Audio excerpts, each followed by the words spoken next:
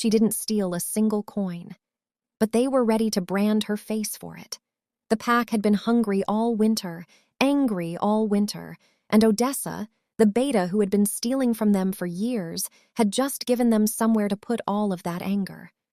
Talia's name, Talia's hut, Talia's supposed guilt, and without the alpha present, there was no one to say stop. The iron was already heating in the forge. The crowd was already gathered. And the woman who had spent the last 3 months healing their sick, feeding their children, and asking nothing in return, was standing in the center of it all, with her hands bound and her chin up and nowhere left to run. She didn't know that 5 miles away, a man with blue fire in his veins had just felt something pull in his chest so hard it stopped him mid-stride. She didn't know he was already running. She didn't know that the cold they called him, the Ice King, the frozen alpha, the man with a heart like a glacier, was about to show this pack exactly what lived underneath the ice. And it was not cold. It was never cold. It was a storm, and it was coming for her. Before we go any further, drop a comment right now and tell us where in the world you are watching from.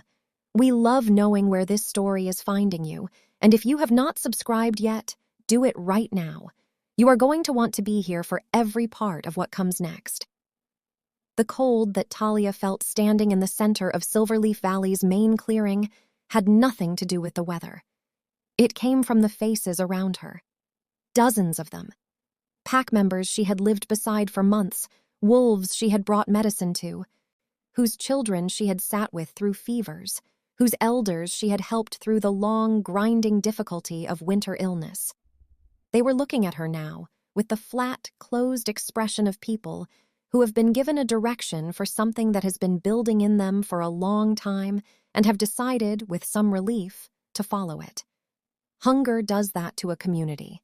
It makes the distance between neighbor and enemy shorter than it should be. She understood. She didn't forgive what was happening, but she understood how it happened. She was seen near the treasury 3 nights ago. Odessa's voice carried across the clearing with the practiced ease of someone who had been speaking in front of crowds long enough that it no longer required effort. The beta woman stood a few feet away. Silk robes, composed posture. What the particular quality of someone performing reluctant duty rather than enjoying power.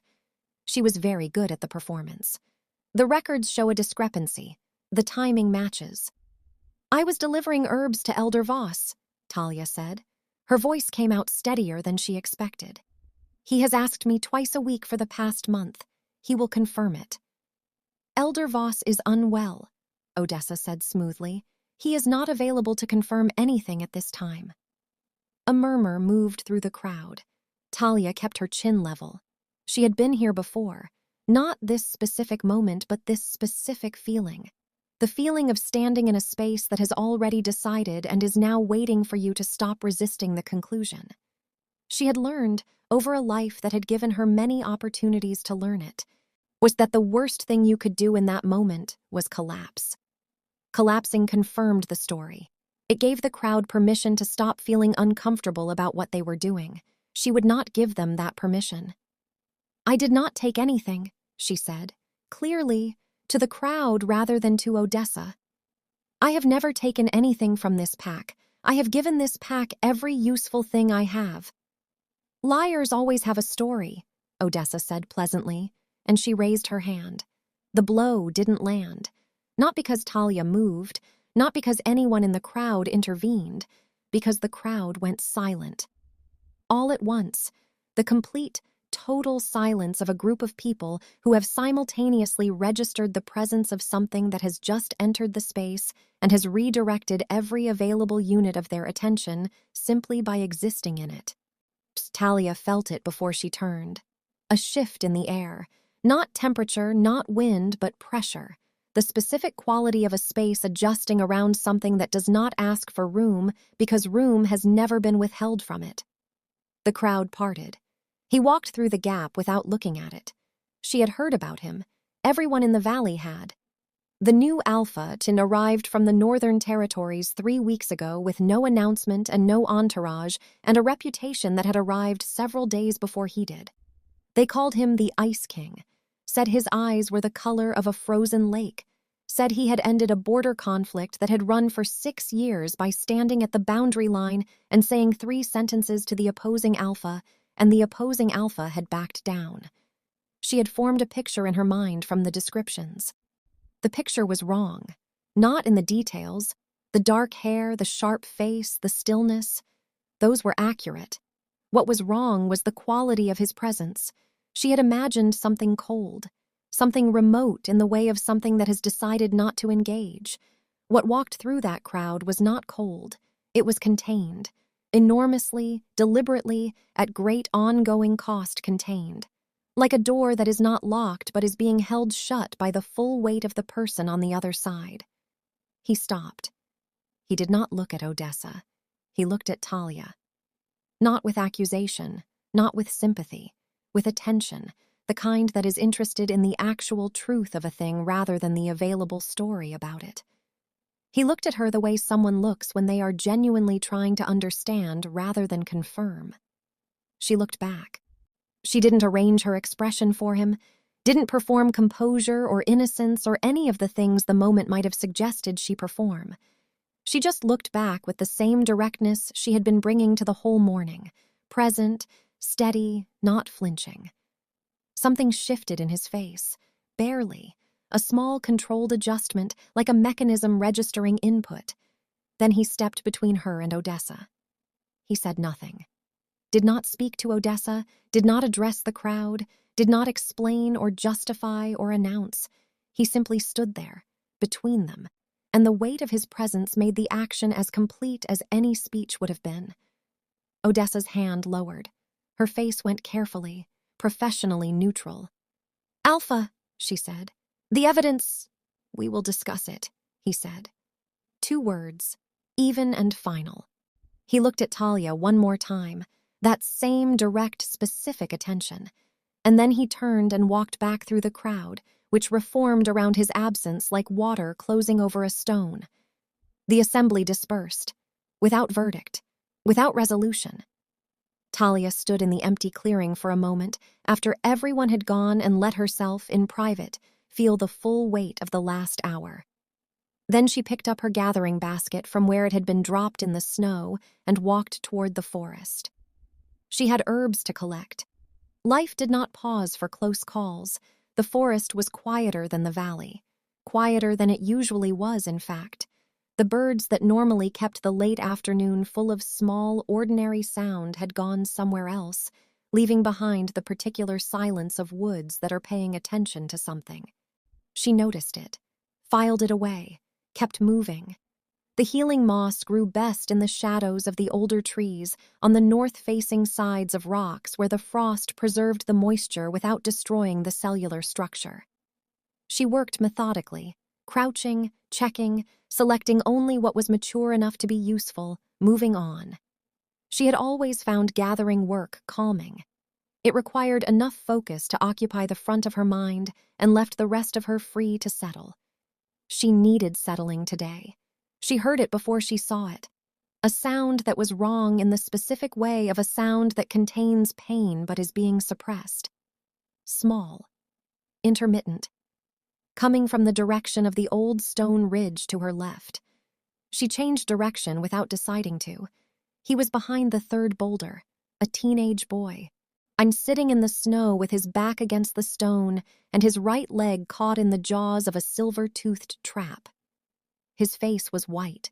His jaw was set in the particular way of someone who has decided that making noise will not improve their situation, but has not yet fully come to terms with the situation itself. His eyes found her when she came around the boulder. He opened his mouth, to warn her away, she thought, or to say something that would establish he was fine and did not need help. "Don't move the leg," she said before he could. "Whatever you were going to do with it, don't." He closed his mouth. She set her basket down and crouched beside him, examining the trap without touching it yet. Silver-toothed, old design, left from a previous era of pack boundary marking, on half buried in the snowpack and clearly not decommissioned the way it should have been. The teeth had caught at the lower calf, not deep enough to have hit the bone, deep enough to matter.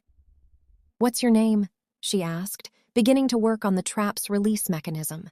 It was stiff with cold and age. A pause. Then, "Finn." "I'm Talia."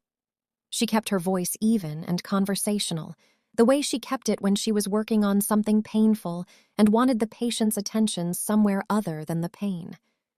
"How long have you been here, Finn?" "Since midday." "Several hours." She kept her expression steady.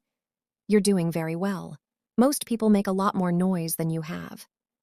Something shifted in his face. Not quite a smile, but the thing that lives near a smile. "My brother says noise doesn't solve problems." "Your brother is right about that one," she said. "Almost there." The mechanism released. She lifted the trap away carefully and set it behind her, and then she turned back to Finn and looked at the wound properly. She could feel her gift already, the warmth in her palms that came when it was needed, that had been with her since childhood, and that she had learned over time to trust. She placed her hands gently around the injured leg, not touching the wound directly, and let the warmth come. The light was soft, silver pale. It moved from her palms into the injury the way warmth moves into cold hands, gradually, gently, from everywhere at once. Finn made a small sound, surprise rather than pain. She kept her hands steady and let it work. By the time she finished, the wound had closed to a thin line. The inflammation had quieted. Finn looked at his leg with the expression of someone whose understanding of the world has just been quietly reorganized. "Don't tell your brother," she said, beginning to wrap the leg with a clean strip from her kit. "He doesn't know me well enough to trust this yet." "Too late for that," said a voice from directly behind her. She did not jump. She wasn't sure why. The voice was unexpected and close, and came from someone who had clearly been standing there for at least some portion of what had just happened. But something about it didn't feel like a threat. It felt like a statement of fact, delivered by someone who dealt in those. She finished tying off the wrapping before she turned. Nolan stood at the edge of the boulder, arms at his sides, completely still. He was looking at Finn, at the leg, specifically, at the thin line where the wound had been. His expression had the quality of something that has been very carefully arranged and has, in this single moment, been briefly disarranged by something it didn't account for. Finn scrambled to his feet, testing the leg, finding it solid, and looked between Talia and his brother with the bright, evaluating attention of a child who understands that something significant is happening and wants to miss none of it. "She fixed it," Finn offered helpfully. "I can see that," Nolan said. His voice was even, but something underneath it was not. He looked at Talia then. She looked back at him. And this time, up close in the lower light of the forest, without a crowd between them, she saw it clearly. The vein running up the left side of his neck. Blue. Faintly luminous. Pulsing with a rhythm that was slightly too fast and slightly too hot for the cold air around them. It disappeared under his jaw, and she could see, if she looked carefully, and she was very good at looking carefully, that it branched at the collarbone.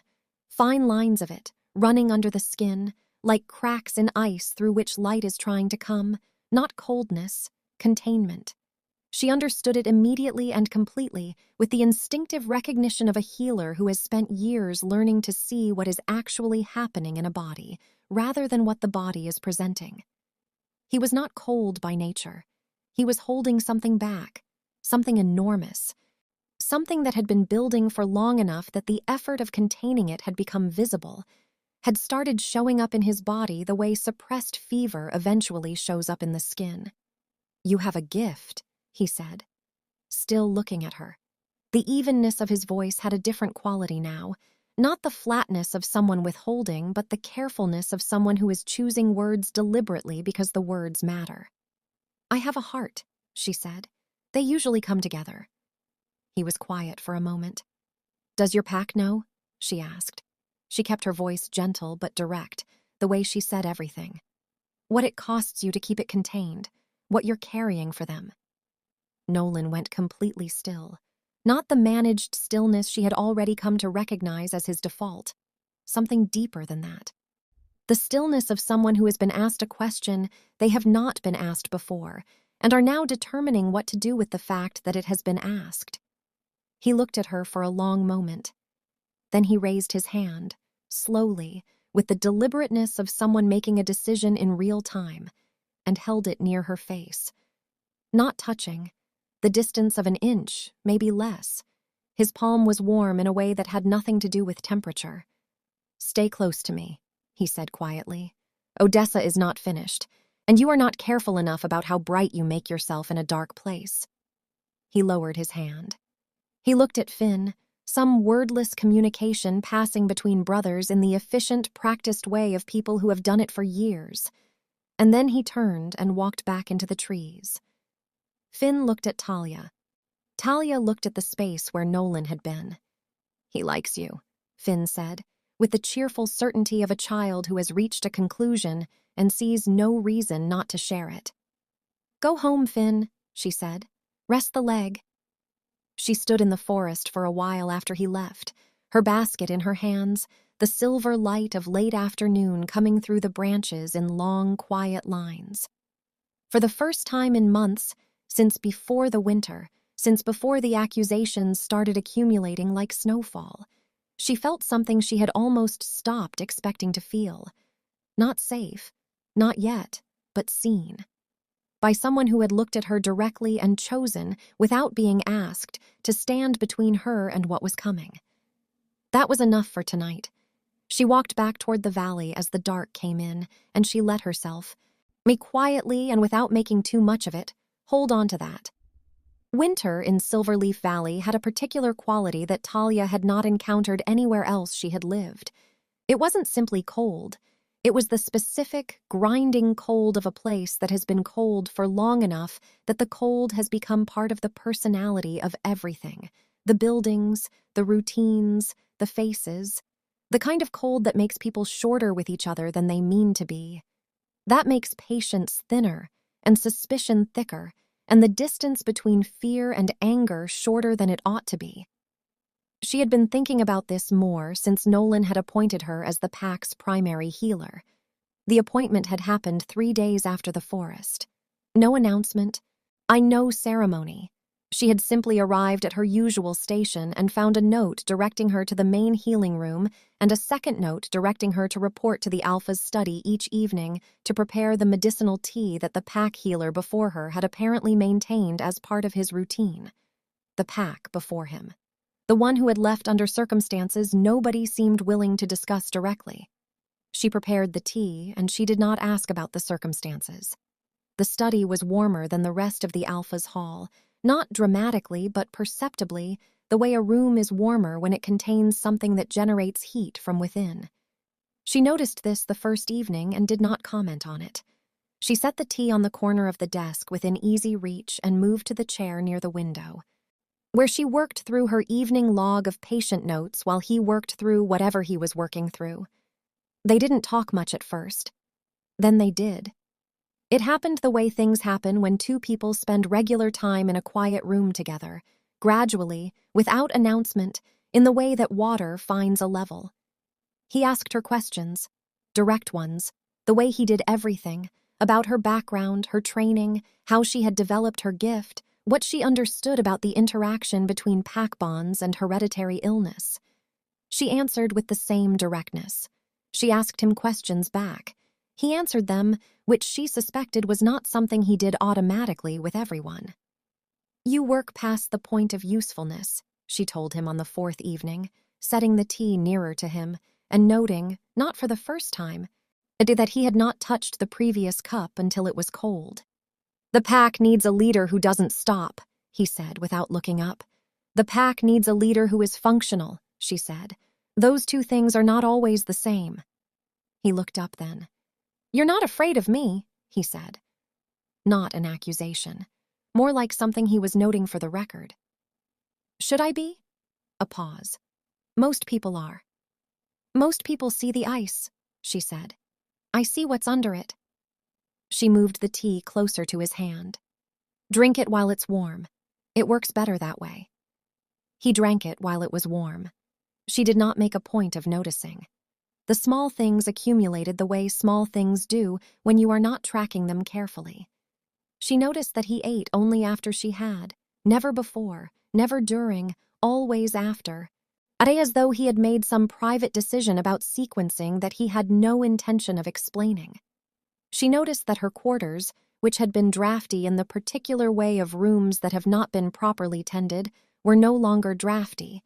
New sealant around the window frame, a second blanket at the foot of the bed, both arriving without comment or attribution. She noticed that when she had mentioned, once and in passing, that the eastern path to the herb stores was dangerously icy, it was sanded by the following morning. None of it was large, none of it was direct, all of it was intentional. One evening she arrived at the study to find him standing at the window rather than at the desk. He did not turn when she came in. She set the tea in its usual place and moved toward her chair, and then she stopped. The blue vein was more visible than usual. The light in the study was low and it was luminous against his skin, branching at the collar, running up the neck, pulsing with the specific irregular rhythm she had come to recognize as the sign of a bad day. A day when whatever lived inside him had required more energy to contain than usual. She crossed to where he was standing. She stood beside him at the window, close enough that she could feel the heat of him from 6 inches away, the warmth that always lived around him in a radius that had nothing to do with the hearth. "Show me your wrist," she said. He turned, looked at her. "The left one," she said. A moment of something, consideration, or perhaps the assessment of whether to resist. And then he turned his wrist upward. The vein was brightest there. A concentrated pulse of blue light just below the skin, beating too fast, generating a heat she could feel from an inch away. She placed 2 fingers over it. Lightly, the way you take a pulse. The warmth from her own gift rose automatically, soft and silver, the response of something that has found something it can help. She felt his entire frame go slightly, involuntarily still. "I'm not trying to suppress it," she said quietly. "Just sitting with it. You don't have to hold quite so hard right now." "If I let it out," he said. His voice was very quiet. "The last time I let even a fraction of it out, I brought a summer storm in November. Every window in the North Hall shattered. 3 elders were knocked off their feet without me touching them." "I know," she said. "I've read the record." He looked at her. "The pack healer before me kept notes," she said. "Very thorough ones." She kept her fingers over his wrist. The pulse was slowing slightly, steadying. "You've been holding this alone since you were 17. 12 years, Nolan." He was quiet. "You were protecting them," she said. "Even then, even before you were Alpha, even before anyone here knew your name." Something moved in his face that she had not seen there before. Not the managed stillness, not the controlled blankness, but something underneath those things. Something that had been there for 12 years and had not been spoken to directly in all that time. He did not speak, but he did not move his wrist away. This channel is where stories like this one live. Subscribe right now and leave us a comment. Do you think Nolan should let Talia all the way in? Tell us below. Odessa moved on a Tuesday. Talia noticed in retrospect that the timing was deliberate in 2 directions. Nolan had been called to the eastern border 3 days prior over a territorial dispute that had apparently escalated suddenly and required his personal presence, and the pack's winter mood had been at its lowest point in weeks. The grain stores had been running thin. Rationing had tightened. People were frightened in the specific, simmering way that makes them willing to believe things they might otherwise question. The village bells rang at mid-morning. Talia was in the healing room when she heard them. The rapid, irregular pattern that meant emergency rather than assembly. She set down what she was working on and moved toward the door. The smell reached her before she got there. Wolfsbane has a particular smell when it has been used in quantity, bitter and sharp and deeply wrong in the way of something that should not exist in the concentrations required to do what it does. She recognized it immediately, felt her stomach drop. She followed the crowd to the grain stores. The doors were open. Pack members were inside, moving through the space, and the ones coming out had the white-faced, hollow quality of people who have just processed something catastrophic. The winter grain, the full winter supply, the carefully maintained reserve that stood between the pack and genuine hunger, had been soaked. Every sack. The smell of wolfsbane oil was heavy in the air, layered into the fabric of the storage space itself. "Search the healer's hut," Odessa's voice. Coming from the left, already positioned, already ready. The specific readiness of someone who knew this was coming because they arranged it. Talia turned to look at her. Odessa was looking at the crowd, not at Talia, performing grief and fury with the particular skill she brought to all her performances, tears at exactly the right quantity, voice cracked at exactly the right moment, the physical language of someone devastated by a betrayal they wish they had seen coming. "The healer has been alone in her workspace for weeks," Odessa said. "She has access to every restricted supply. She knows our stores, our systems, our schedules." A pause. Waited. Perfectly executed. "Search the hut. If I am wrong, I will answer for the accusation. But our children are hungry, and I will not stay silent while we wonder." They searched the hut. Talia stood in the doorway and watched them do it. Methodical, thorough, moving through her carefully organized space with the careless efficiency of urgency. She watched and kept her face still and felt, somewhere in her chest, the cold, settling weight of understanding what was about to happen and knowing she could not stop it. The flask was under the third floorboard. The man who found it held it up, and the crowd outside the hut door made a sound that Talia felt in her bones. They bound her hands. She did not fight it. Not because she wasn't frightened. She was. The fear was real and large and present. But she had understood, from the moment the flask appeared, that the situation had moved past the point where resistance would help her. What she had now was her composure and her clarity. And she intended to protect both of those as carefully as she could. The village center, the same clearing where it had started weeks ago. The crowd was larger this time, drawn by the bells, by the news, by the specific gravitational pull of a community crisis that has found a direction to point itself. The High Elder stood at the front, old, frightened in the particular way of old leaders who have run out of good options and are now choosing from the ones that remain. "By the laws of the ancestors," he said. His voice was tired. "The accused, found in possession of the weapon used against this pack's survival, shall be branded and cast into the Deadlands." The branding iron was already heating in the forge. Talia looked at it. She looked at the horizon beyond the crowd, the eastern road, the direction he had gone 3 days ago. Nothing. Odessa came forward and lifted the iron from the forge with a steady hand. She walked to Talia with the measured pace of someone savoring a culmination.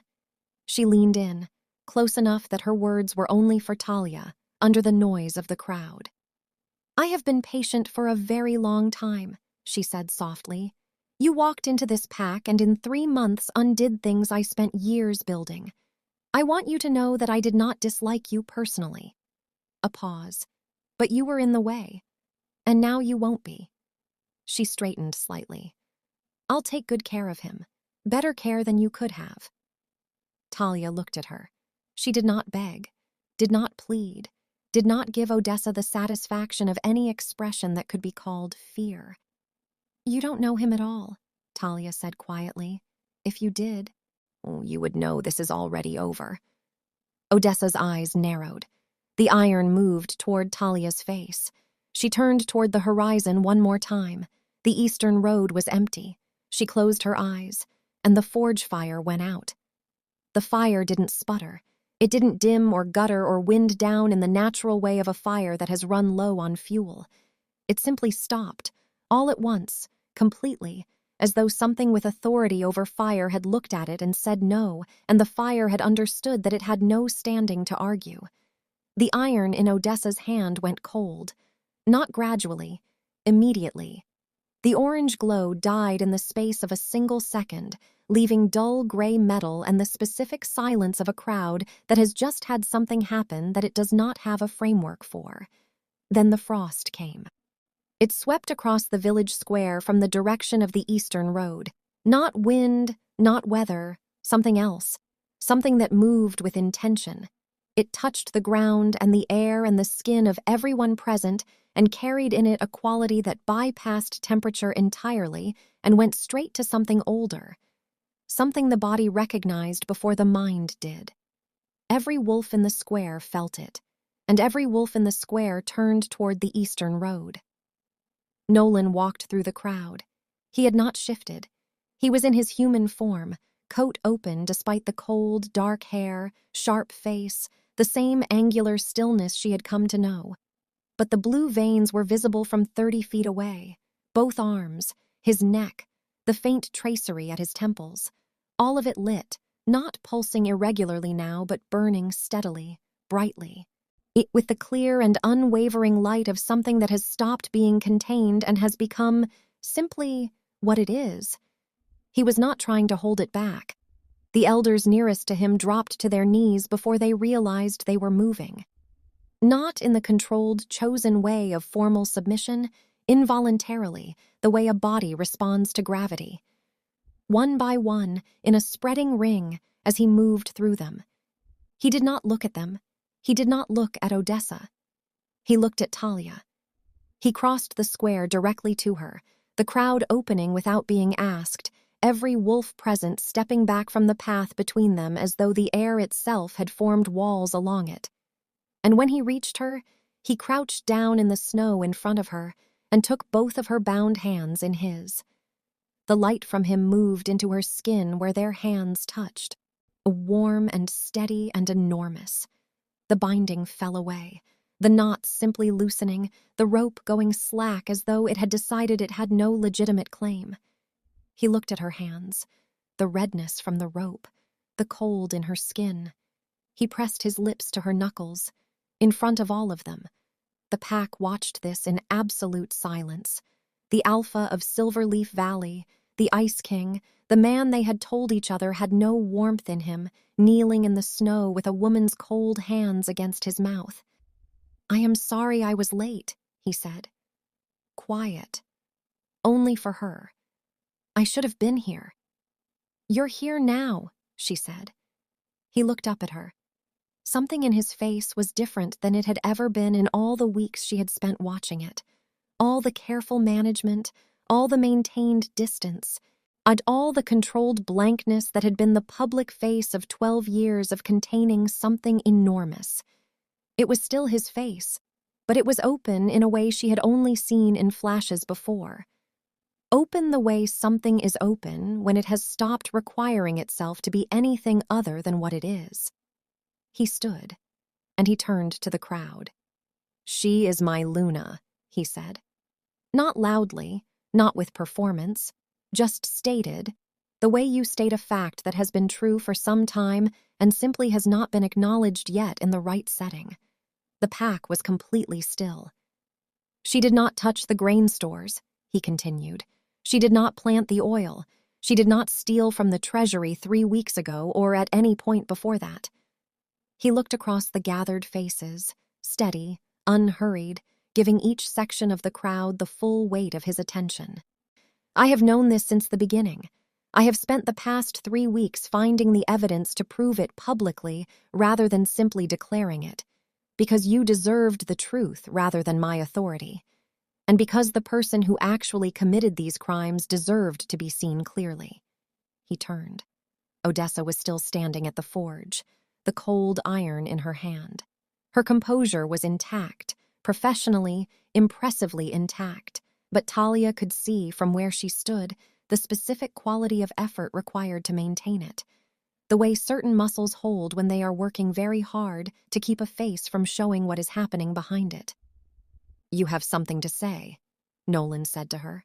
Flat, final. Odessa lifted her chin. The evidence was made," he said. "I have the secondary ledger. I have the transfer records. I have the entry logs from the treasury going back 4 years." A pause. "And Talia has something that is going to make all of that unnecessary." He turned back to Talia. He looked at her. Not with instruction, not with direction, just with the open and steady attention he had given her from the first day, trusting her to know what came next. She felt it already rising.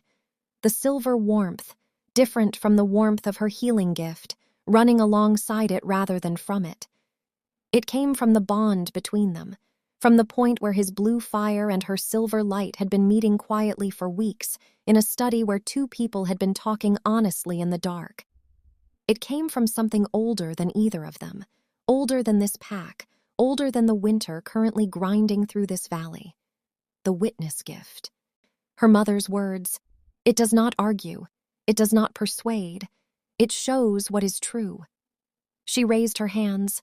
The light came from her fingers, silver threads moving outward into the cold air above the village square, weaving through the space above the crowd's heads with the unhurried certainty of something that has been waiting a long time for the right moment and has found it.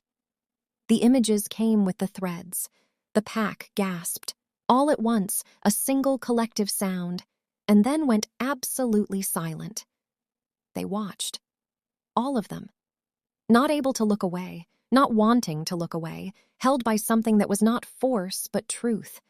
The specific compulsion of seeing reality clearly after a long time of being shown something else. They saw Odessa at the treasury, moving through the dark with the ease of someone who knows the space because they have been there many times before. The specific economy of motion of a practiced routine. They saw the ledgers, the real ones, and then the altered versions, and the specific moment of alteration. Odessa's hand, Odessa's seal, the numbers changing. They saw the grain stores, the flask, the wolfsbane poured with the careful thoroughness of someone who needed this to be complete and irreversible. They saw the healer's hut, the floorboard lifted, the flask placed. They saw 6 other moments, 6 other wolves, 6 members of this pack who had been removed on charges that had been manufactured with the same patience and the same precision as the charges against Talia. 6 names, 6 faces, going back 4 years, the images faded. The silver threads dissolved into the cold air. The square was absolutely quiet. Odessa's composure broke, not dramatically. There was no outburst, no collapse, no performance of contrition or defiance. Just the specific, quiet failure of something that has been held together by effort for a very long time and has run out of effort. Her face simply became, for the first time since Talia had known her, unmanaged. Just her, without the architecture. She looked at the crowd that had trusted her for 4 years. The crowd looked back. Nolan spoke. "Odessa." His voice was even, clean. The voice of someone executing a decision that has been made and requires no emotion to carry out. "You are stripped of your beta rank. Your title is revoked. Your sigil is forfeit. You are removed from this pack's register. You will be escorted to the boundary of our lands, and you will not return." He paused. "For the families whose grain you diverted, restitution will be made from your personal accounts before you leave. For the 6 you falsely banished, their names will be cleared in the pack record today, and messengers will ride out before nightfall to find them and bring them home." He looked at her for one more moment. "Do you understand?" Odessa looked at him. "Yes," she said. The word came out without anything attached to it. No anger, no plea, just sound. 4-pack seniors moved forward and walked with her toward the boundary gate. She went without resistance. The gate opened. The gate closed. The sound of it was clean and final in the cold air. Nolan turned to the pack. The blue light in him was quieter than Talia had ever seen it. A still present. It would always be present, she understood that now, but steady in a new way. Balanced, as though something that had been pressing against its container from one side had found an equal pressure from the other. And the result was not suppression, but equilibrium. She felt her own silver warmth against it, across the distance between them, like 2 fires that have found their correct distance from each other and are burning better for it. "This pack has been told that security comes from fear," he said. His voice was quiet enough that the crowd had to be completely still to hear it, which meant they were. "That strength means silence. that the cost of keeping things together is paid by whoever is most convenient. He looked across all of them. That is not strength. That is a pack eating itself. The square was absolutely still. Elira, Talia, has spent 3 months giving this pack everything she had without being asked and without conditions. She healed your children.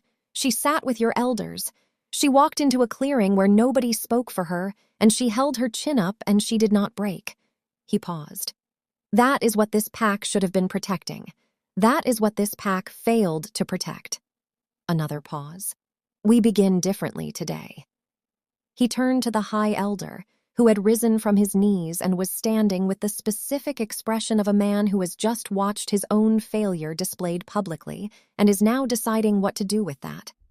The branding iron will be decommissioned, Nolan said. It will not be used in this pack again. The Elder Council will be reformed with representation from every rank. Omega-ranked members will have formal recourse available to them that does not depend on the goodwill of whoever holds current administrative authority. He held the elder's gaze. And the 6 wolves Odessa removed will be welcomed home with full restoration of everything they were owed. The elder nodded, without argument. The weeks that followed had a different quality. Not perfect. A pack that has been operating under fear for 4 years does not become something else in a week, and Talia had no expectation that it would. But different. The specific difference of a community that has had something true shown to it and is now, slowly and imperfectly, and in the particular fits and starts way of real change, trying to become consistent with what it saw. The grain was restocked. Odessa's accounts, as Nolan had directed, covered the deficit and then some. The families that had been shorted quietly and consistently for 4 years received what they were owed, not with ceremony, not with drama, just as a practical correction of something that should not have been wrong. Messengers rode east and west and north. 4 of the 6 came home. The other 2 sent word that they had built lives where they were and would not return, but asked for their names to be cleared in the pack record. Nolan cleared them, had the corrections formally witnessed and entered into the pack history. Talia continued her work in the healing room. It was different now, not because the work had changed, but because the context had. People came without the particular hesitation of someone seeking help from someone whose standing is uncertain. They came the way you come to a healer whose standing is clear. She noticed this. It mattered to her in a quiet, specific way that she didn't feel the need to articulate to anyone. The full moon came on the last night of the month. Nolan found her on the high peak. She had gone up before the ceremony, wanting a few minutes of the view by herself before the pack arrived. The valley spread below, silver and still in the moonlight. The winter was still present in the air, but it had the quality of winter that is moving toward its end, the specific quality of cold that has lost some of its certainty. He came up the path and stood beside her, and they looked at the valley together without saying anything for a while. I have been thinking about what you said, he said finally. In the forest, the first night. He looked at the valley. Does your pack know what it costs you? She waited. Nobody had ever asked me that, he said. In 12 years, not one person. A pause. I had decided it was not a question anyone could ask, that the answer was mine to carry and there was no use in it being heard. And now, she said. He looked at her. The blue light was there, soft, steady, balanced, warm in a way that no longer looked like it was costing him something. Now I think I was wrong about that, he said simply.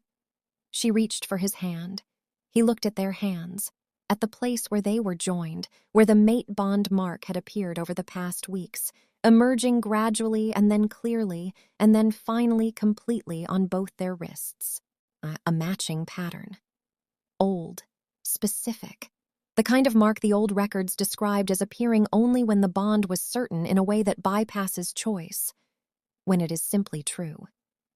I thought I was a monster, he said, for a long time. The fire, the power, the things I could do without meaning to. I thought the best I could offer anyone was containment, just keeping it in, keeping myself small enough to be around. She turned to face him. You were never small, she said. You were just alone with something enormous. That's different. He looked at her. You were just a king, she said, who hadn't found his queen yet. Something happened in his face. Something she had seen building toward for weeks. Something that had been waiting for exactly the right moment and had now, apparently, found it. A warmth that had nothing to do with the blue fire.